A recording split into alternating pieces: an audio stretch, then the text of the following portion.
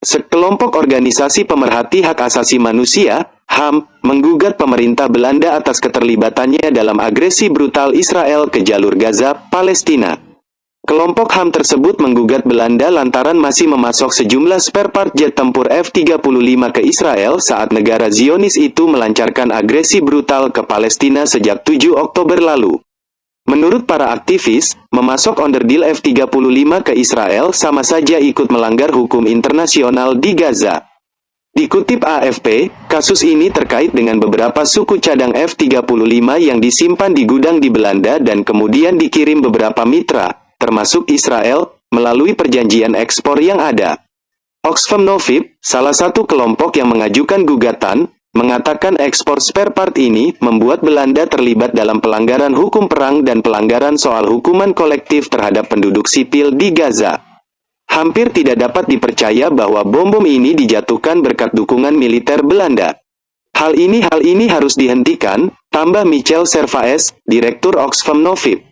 Selain Oxfam Novib, organisasi HAM lainnya yang ikut menggugat Belanda, Amnesty International, turut menganggap hal serupa.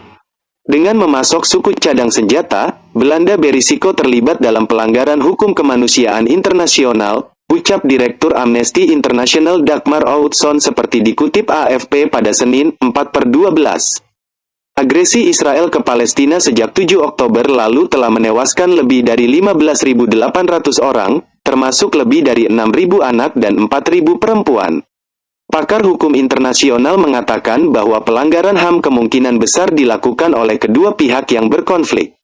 Sementara itu, pihak berwenang Belanda mengatakan bahwa tidak jelas apakah mereka mempunyai wewenang untuk campur tangan soal pengiriman suku cadang F-35 tersebut.